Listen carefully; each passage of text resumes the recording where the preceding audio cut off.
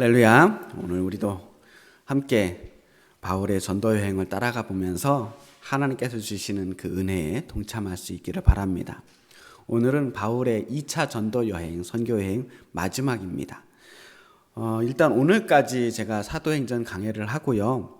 다음 주부터는 주님이 오시기를 기다리는 대림절, 강림절 절기가 시작되는 관계로 잠시 동안 사도행전 강해를 쉬고요.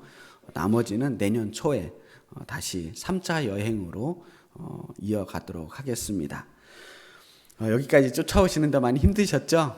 사실 좀 사도행전 강해가 어떻게 들으면 좀 지루할 수도 있지만 우리가 함께 선교 여행을 간다 하는 마음으로 따라가다 보면 그 바울의 그 고단한 여정 속에서 은혜가 되는 부분을 만날 수 있으리라 생각합니다.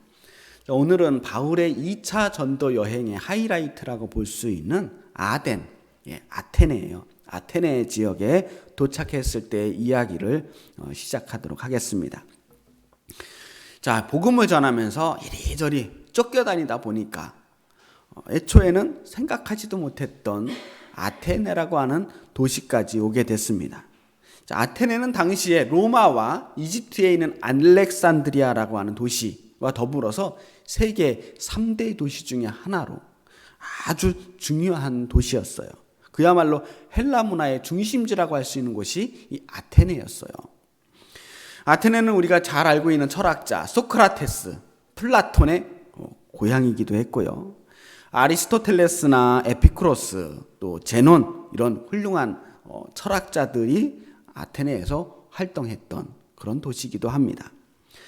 자, 이 대부분의 이런 철학자들이 이 기원전 시대에 활동했던 사람들이지만 바울 시대까지도 아직까지도 그 철학자들의 영향을 받아서 당시 최고의 학문의 도시이기도 했습니다.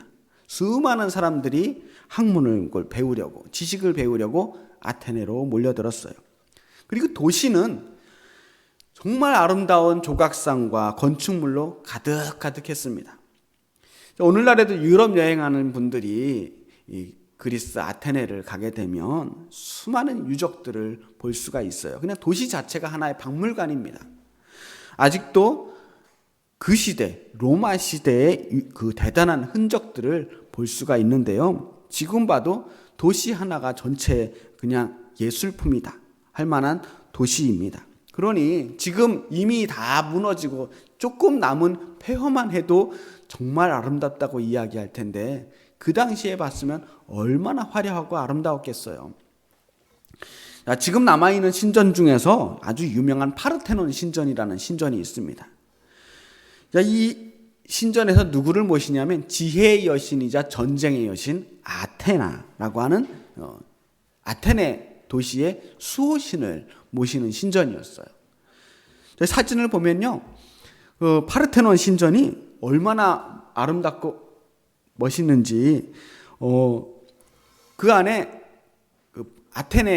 아테나 여신을 지금은 사라지고 없지만 아테나 여신상이 아주 거대한 여신상이 있었는데요. 그 금과 상아로 만든 그야말로 초호화 여신상이 자리 잡고 있었다고 합니다.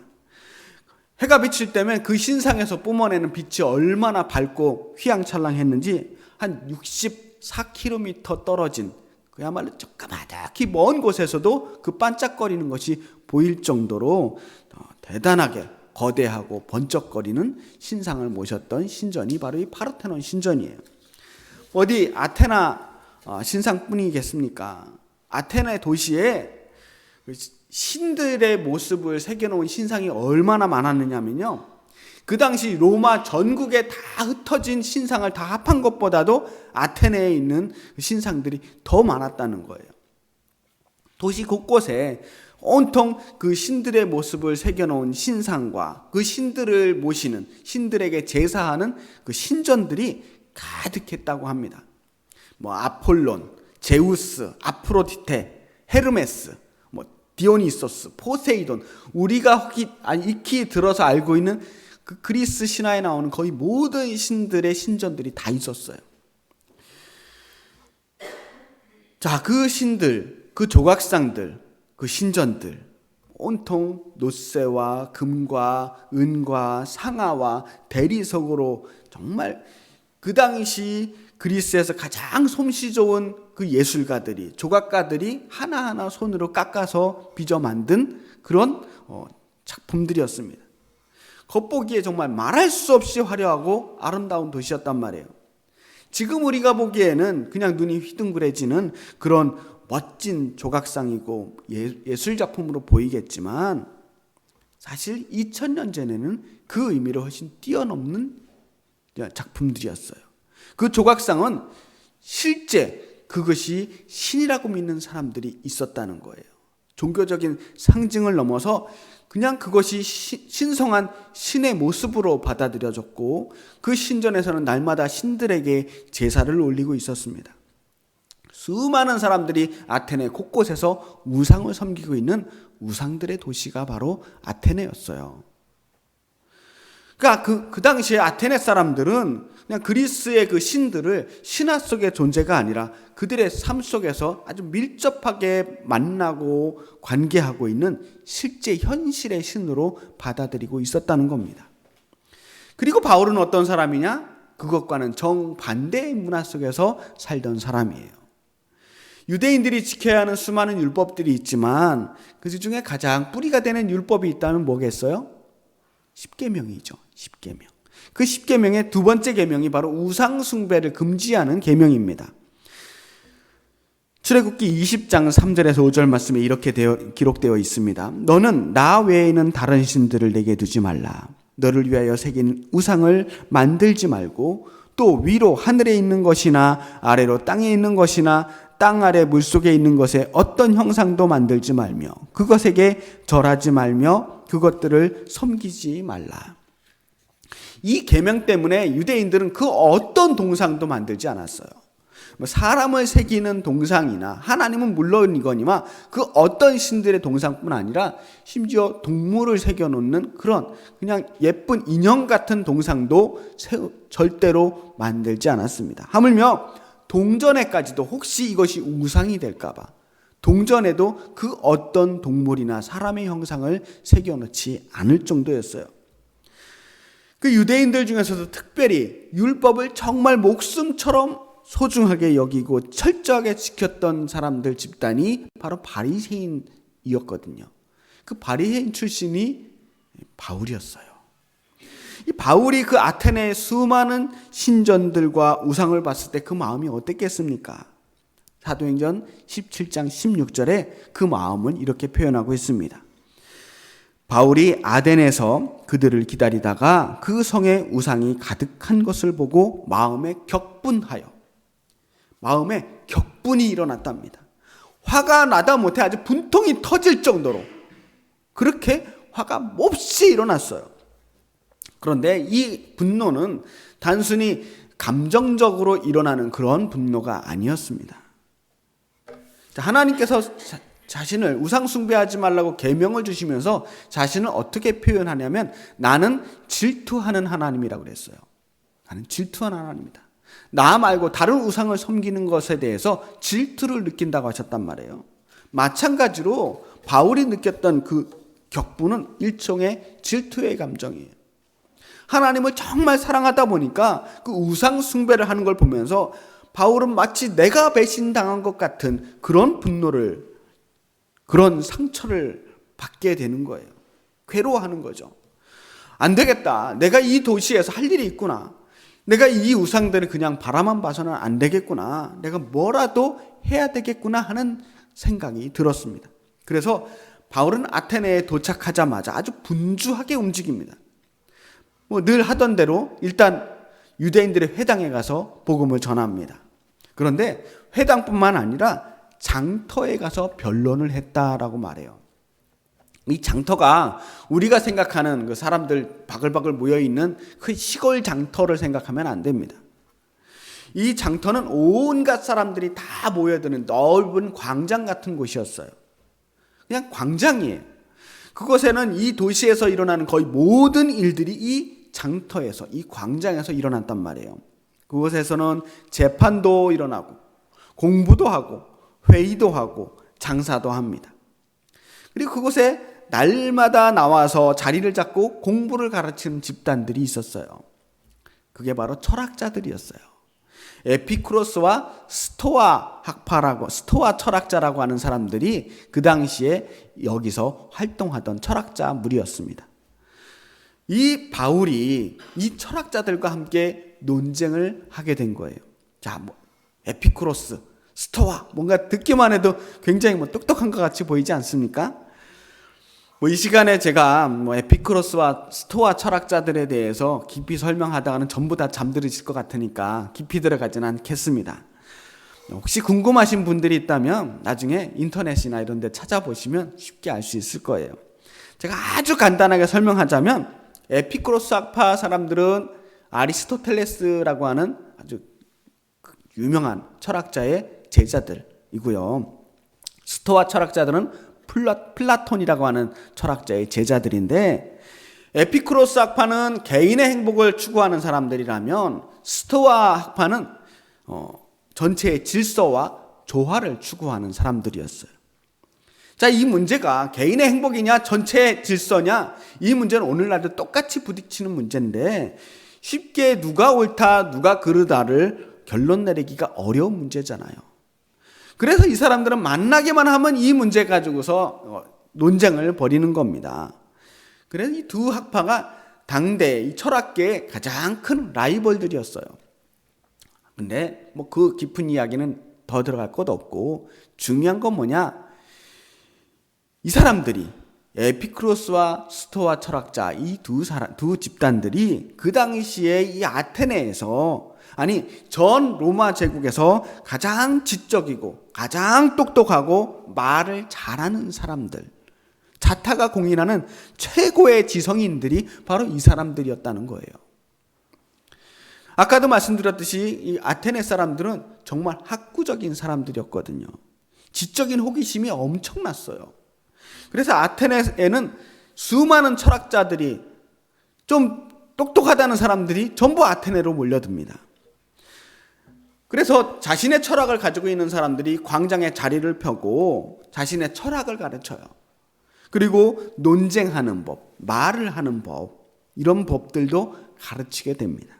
그러면 그 가르침을 배워보겠다고 또 사방에서 몰려들어서 이 사람 저 사람, 이 철학자들 앞에서 모여들어서 거기에 수업료를 내고 수업을 들어요. 그러니까 직업 철학자들이 거기에 몰려들었던 겁니다. 그런데 이런 아테네의 학구적인 성향이 바울에게 기회가 돼요. 자, 이 철학자들에게 바울의 가르침이 무척 신기했던 거예요. 바울의 가르침은 한 번도 들어보지 못했던 이야기이기 때문에 새로운 철학이 나왔나 보다. 우리가 듣지 못했던 새로운 학설이 나왔나 보다. 그래서 이 바울의 이야기에 이들이 지적인 호기심을 갖게 되는 겁니다. 자, 19절 말씀부터 제가 잠깐 읽어볼게요. 그들이 붙들어 가레오박으로 가며 말하기를, 내가 말하는 이 새로운 가르침이 무엇인지 우리가 알 수 있겠느냐? 내가 어떤 이상한 것을 우리 귀에 들려주니 그 무슨 뜻인지 알고자 하노라 하니, 모든 아덴 사람과 거기서 나그네 된 외국인들이 가장 새로운 것을 말하고 듣는 것 이외에는 달리 시간을 쓰지 않음이더라. 이 호기심 많은 사람들이 밥 먹고 정말 매일같이 그런 토론하고 새로운 걸 배우는 것을 일삼아 삼던 사람들이 바울의 이야기에 관심을 갖게 되었어요. 덕분에 바울은 이 낯선 도시에서 공개적으로 복음을 전할 수 있는 기회를 얻게 됩니다. 그래서 광장에 사람들이 많이 모여있는 광장, 아레오바고라고 하는 큰 광장에서 바울이 발언권을 얻고 정식으로 이야기를 하게 됩니다. 자, 이렇게 시작을 합니다. 바울이 아레오바고 가운데 서서 말하되, 아덴 사람들아, 너희를 보니 범사에 종교심이 많도다. 범사에 종교심이 많도다. 아까도 얘기했지만 이 아테네에 얼마나 많은 신전이 있어요. 얼마나 많은 신들이 있어요. 세상에 아테네 사람들처럼 신들을 열심히 모시는 곳이 없는 거예요. 바울은 이렇게 아테네 사람들을 은근히 칭찬해 가면서 이 부분을 가지고 이야기의 실마리를 붙잡아 가요. 자신과 아테네 사람의 공통점을 찾아내는 거죠. 종교심, 신에 대한 관심이라는 주제를 가지고 파고 들어갑니다. 23절 말씀입니다. 내가 두루 다니며 너희가 위하는 것들을 보다가 알지 못하는 신에게라고 새긴 단도 보았으니 그런즉 너희가 알지 못하고 위하는 그것을 내가 너희에게 알게 하리라. 자, 아테네는 온갖 신전과 신상들이 가득한 곳이라고 했어요. 심지어 알지 못하는 신에게라고 써 있는 신전도 있었습니다. 그러니까 아테네가 워낙 신들이 많다 보니까 세상의 모든 신들을 다 섬기려고 그러는데, 혹시나 자신들이 몰라서 하나라도 우리가 빠뜨려서 그 신의 노여움을 살까봐 일종의 면피용으로 알지 못하는 신에게라고 하는 보험을 하나 들어놓은 거예요. 혹시 나는 왜 안 섬겼어? 라고 했을 때, 제가 이름을 몰라서 그랬는데 여기에 모시고 있습니다 라고 이야기할 거리들을 만들어 놓은 거죠. 그 알지 못하는 신, 너희들이 알지 못했던 그 신을 내가 알려주겠다라고 하면서 본격적으로 복음을 전하기 시작합니다. 자, 이 설교를 우리가 아테네 설교라고 하는데요. 그냥 본문을 읽어보면 조금 복잡하니까 제가 좀 쉬운 말로 풀어서 설명을 해드리겠습니다. 여호와 하나님은 어떤 분인가?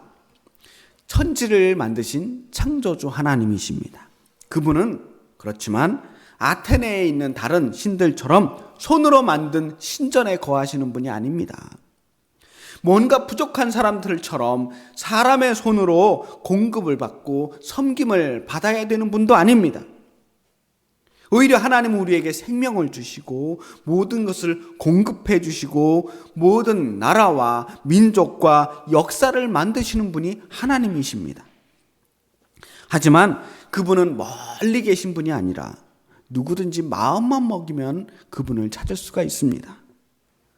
우리는 지금도 하나님의 도우심으로 살고 있고 존재하고 있습니다. 그야말로 우리는 모두 하나님의 자녀들입니다. 그러니 하나님께서는 저 사람의 손으로 만든 우상과는 차원이 다른 분입니다.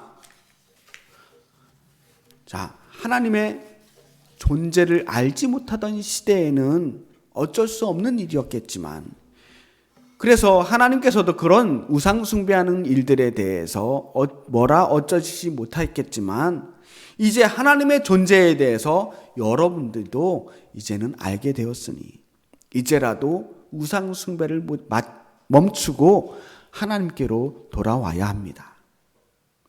이제 하나님께서는 이 세상을, 잘못된 세상을 바로 잡으실 것입니다.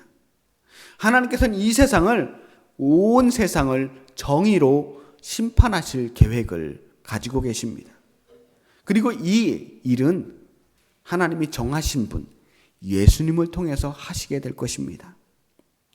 그렇다면 그 심판자가 예수님이라는 사실을 우리가 어떻게 알 수 있을까요? 하나님께서 그 예수님을 죽은 사람 가운데서 다시 살아나게 하셨기 때문입니다. 여러분, 아테네에는 수많은 신들이 있었지만 그 신들은 사람들의 숭배를 받을 뿐 사람과는 다른 세상에 살고 있습니다. 그들은 인간의 구원에 대해서 관심이 없습니다. 그 어떤 신들도 인간을 위해 죽지 않았습니다. 그 정도로 희생하는 신들이 없어요. 그런데 여호와 하나님은 사람을 만드셨을 뿐만 아니라 인간의 삶 깊숙이 관심을 가지고 계십니다. 부활은 단순히 예수님이 그런 특별한 신적인 능력을 가지고 있다라고 하는 것을 증명하는 도구가 아닙니다. 예수님께서 부활하심으로 인해서 새로운 세상을 시작하신 거예요. 죽음을 이기심으로 우주를 바로잡으십니다. 죽어야 할 사람을 살리시는 겁니다. 구원의 길을 열어놓으신 겁니다. 부활을 시작하신 겁니다. 이제 예수님께서 세상을 바로잡으실 것입니다. 바울은 철학자들을 앞에 두고 아주 논리적으로 이방인들을 향해서 저 철학자들의 눈높이를 맞춰서 그 사람들이 알아들을 수 있는 방식으로 복음을 전하고 있습니다. 그런데 잘 보시면 그들을 충분히 존중하지만 그들과 타협하지는 않습니다. 오늘날 우리 사회는 다종교 사회라고 그래요. 다문화 사회일 뿐만 아니라 다종교 사회예요. 우리나라에는 수많은 종교가 뒤섞여 있습니다. 이 사회에서 기독교가 어떻게 복음을 전해야 할까 하는 문제 속에서 저는 바울의 이 전도가 모범을 보여준다고 생각합니다. 무조건 예수 안 믿으면 죽는다고 예수 천당 불신 지옥을 외치면서 협박하고 정죄하고 싸우듯이 전도하지 않습니다. 분명 마음속에는 그 우상에 대한 분노, 우상 숭배에 대한 그 격분이 일어나고 있지만 그와 동시에 그 사람들에 대한 연민, 하나님을 알지 못하는 그 사람들, 죽어가는 저 사람들에 대한 존중과 사랑하는 마음을 담고 있기 때문입니다. 마음을 움직이는 건요, 메시지 자체도 중요하지만 그 전하는 사람의 태도, 그리고 그 전하는 사람의 마음이 훨씬 더 중요하다는 것을 바울도 경험을 통해서 배운 거예요. 예전에 그냥 처음 은혜 받아가지고 성령 충만해서 열심만 가득했을 때 무대뽀로 막 전도했거든요. 그때 어떻게 됐어요? 사람들이 그 말씀을 듣고 오히려 자극을 받고 분노해서 전도는커녕 바울이 옥에 갇히고 죽을 뻔한 일들이 얼마나 많았어요. 아, 이렇게 전도해서는 안 되는구나. 무조건 진리를 말했다고 해서 꼭 받아들이는 것은 아니구나. 그래서 바울은 좀 더 성숙한 태도로 복음을 전하게 되는 겁니다. 그러면 바울이 이렇게 아테네에서 복음을 전했을 때 사람들 반응이 어땠을까요? 32절부터 34절 말씀 제가 읽어보겠습니다. 그들이 죽은 자의 부활을 듣고 어떤 사람은 조롱도 하고 어떤 사람은 이 일에 대하여 내 말을 다시 듣겠다 하니 이에 바울이 그들 가운데서 떠나매 몇 사람이 그를 가까이 하여 믿으니 그 중에는 아레오바고 관리 디누오시오와 다말이라 하는 여자와 또 다른 사람들도 있더라. 자, 이렇게 전도의 모범답안처럼 전도를 했지만 사실은 그래도 조롱하는 사람들은 조롱을 했어요. 사람들의 반응이 신통치 않아 보이기도 합니다. 하루에 수천 명이 주님께로 돌아오는 그런 놀라운 역사가 일어나진 않았어요. 그런데 여지껏 다른 이방 지역에서 복음을 전할 때와는 좀 다른 모습이지 않습니까? 부드럽잖아요. 게다가 단순히 거절하고 무시만 당한 것은 아니었습니다. 그 중에 복음에 관심을 가지는 사람들이 있었습니다. 주님께로 돌아온 사람들이, 열매들이 있었다는 거예요. 사실 전도하면서 거절당하고 무시당하는 것은 어제 오늘 일이 아니에요. 자연스러운 일이고 당연한 일일 수 있습니다. 믿음은 지식이 아니거든요. 논리적으로 딱 맞아 떨어진다고 해서 그것이 바로 믿음으로 이어지지 않습니다.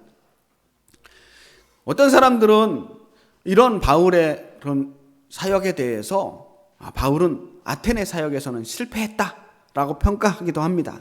그런데 제가 볼 때 분명히 바울은 아테네 사역에서 절대 실패하지 않았다고 봅니다.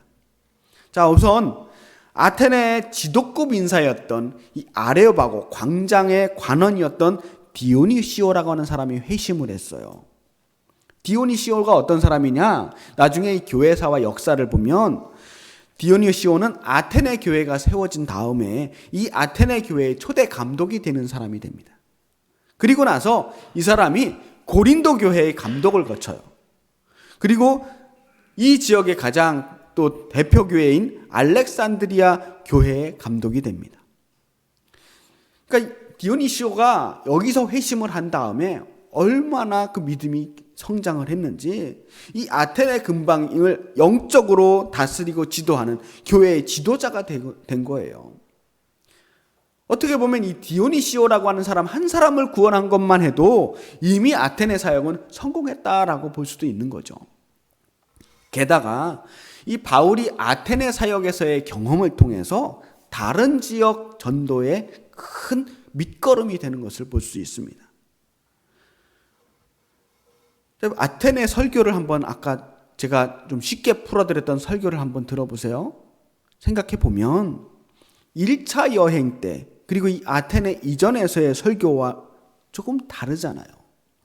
훨씬 신학적으로 정리되고 체계가 잘 잡혀 있는 것을 볼 수 있습니다. 이렇게 뭔가 좀 가다듬어지고 점점 세워져 가며 바울이 성숙해가는 모습을 우리가 볼 수 있어요. 이제 아테네를 떠나게 되는데 떠나서 바울은 고린도라고 하는 곳을 가게 됩니다. 고린도가 또 아테네랑 아주 비슷한 도시였어요. 고린도가 당시 아테네와 함께 헬라 문화를 이끌었던 큰 도시였고 무역이 활발한 국제 도시였습니다. 그런데 그곳에서 바울은 당황하지 않습니다. 아테네에서의 이 경험을 가지고 고린도에 갔던 바울은 그곳에서 무려 1년 6개월이나 머물게 돼요. 그러면서 거기서 복음을 전하게 됩니다. 그리고 거기서 아주 유명한 사람 브리스길라와 아굴라 부부를 만납니다. 이 부부와 함께 바울은 천막을 만드는 일을 하면서 그곳에서 오랫동안 머물며 사역을 하게 돼요. 이 부부는 나중에 바울의 아주 든든한 후원자가 됩니다. 바울이 그곳에서 1년 반 동안 이 부부를 훈련시키고 함께 고린도 교회를 세우고 성장시켜요. 수많은 사람을 전도하다가 이 고린도 교회를 떠나게 됩니다. 그리고 이때 브리스길라와 아굴라 부부도 바울의 동역자가 돼서 함께 고린도를 떠나와요. 그리고 함께 도착한 곳이 바로 에베소라고 하는 곳입니다. 자, 에베소가 어느 곳이냐? 맨 처음 2차 전도 여행을 떠났을 때 소아시아를 가고 싶어 했다고 그랬잖아요.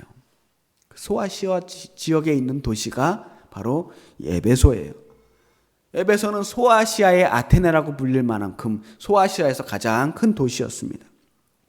바울이 그렇게도 가고 싶어 했지만 계속해서 이 길이 막혀서 가지 못했던 곳에 드디어 도착을 하게 된 겁니다. 성령님께서 드디어 바울을 소아시아의 그 심장 에베소로 인도해 주신 거예요. 거기서 에베소에서 복음을 전하는데 여태까지 지나왔던 다른 지역과는 좀 다르게 에베소에 있는 회당 사람들은 바울의 말씀을 전혀 거리낌 없이 받아들입니다. 심지어 바울 보고 좀 더 오래 있어달라고 부탁할 정도로 이 사람들이 복음에 열심이었어요. 그런데 바울은 거기서 오래 머물지 않습니다. 브리스길라와 아굴라 부부를 오히려 거기에 남겨둔 채 네가 이 에베소 교회를 좀 맡아달라라고 당부를 하고는 다시 이 여행을 처음 출발했던 곳 안디옥 교회로 떠나게 됩니다. 만약 하나님의 뜻이 있다면 내가 다시 꼭 이 에베소 교회에 오겠다라고 하는 약속을 하고 떠나는 거예요. 이렇게 해서 바울의 2차 전도 여행을 마치게 됩니다. 이제 정리를 해보면 2차 선교 여행, 전도 여행은 시작부터 참 어려움이 많았어요. 바나바와 충돌하면서 헤어지게 되는 아픔도 겪었습니다. 소아시아 지역으로 가려고 했지만 계속 길이 막혔어요. 계획에도 없던 마게도니아 지역, 오늘날 유럽 지역, 헬라 문화의 중심지에 가서 복음을 전하게 되었습니다. 그리고 또 잠깐이지만 그렇게 가고 싶었던 에베소 교회에도 오게 됩니다. 그리고 그 지역의 가능성과 비전을 보게 되었습니다. 일단 이렇게 복음의 지경이 애초에 생각했던 것보다 훨씬 더 넓어지게 된 것이 2차 선교 여행의 첫 번째 성과라고 볼 수 있습니다. 그리고 또 하나의 열매가 있다면 그게 뭐냐면 아주 소중한 동역자들을 얻게 되었다는 거예요. 자, 비록 처음에 출발은 바나바와 헤어지는 것으로 출발했지만 덕분에 실라라고 하는 아주 든든한 동역자를 얻게 되었어요. 그 동역자와 함께 길을 갖게 됐고요. 나중에 영적인 아들, 자신의 후계자라고 말할 만한 믿음의 아들 디모데를 만나게 됩니다. 또 훌륭한 동역자 루디아와 브리스길라와 아굴라도 이 2차 여행을 통해서 만난 동역자들입니다. 분명히 수많은 핍박과 고난이 있었어요. 2차 여행도 결코 순조롭진 않았지만 그 여행을 통해서 이렇게 소중한 동역자들을 만났다는 건 너무나 큰 축복이었습니다. 인생은 기나긴 여행과도 같습니다. 분명 크고 작은 어려움들, 고난들을 만나게 되기도 하고 계획대로 되지 않는 순간들도 만나게 됩니다. 그런데 이 여행이라고 하는 것이 꼭 계획대로 되어야 맛은 아니에요. 어느 곳을 가느냐, 어떤 코스로 가느냐가 중요한 것이 아니라 여행에서 정말 중요한 것은 내가 누구와 함께 여행을 하고 있는가 하는 것이죠. 사랑하는 사람과 함께 가는 길이라면 그 어느 곳이나 행복한 여행이 되지 않겠습니까? 우리는 지금 저 하나님 나라를 향해 가는 그 여행길에 동반자로 함께 있는 중입니다. 하나님께서 우리를 이렇게 만나게 하셨어요. 인생의 긴 여행길에서 우리는 이렇게 여러분과 제가 동역자라는 이름으로 만나게 되었습니다.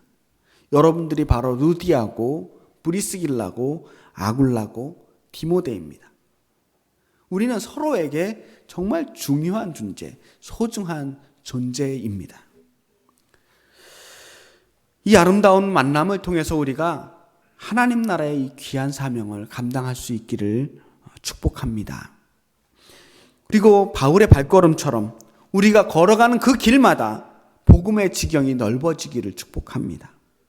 여러분의 가정마다 여러분을 통해서 구석구석 복음이 전파될 수 있기를 바랍니다.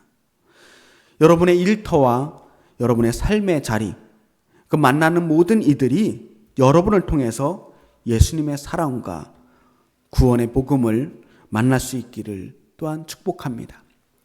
우리는 바울처럼 지금 여행 중입니다. 전도 여행을 하는 중이에요. 우리가 만나는 그 어떤 곳에서 어떤 상황에서든 주님의 복음을 들고 그리스도의 향기를 드러내며 살아가는 저와 여러분이 되기를 주님의 이름으로 축원합니다. 기도하겠습니다.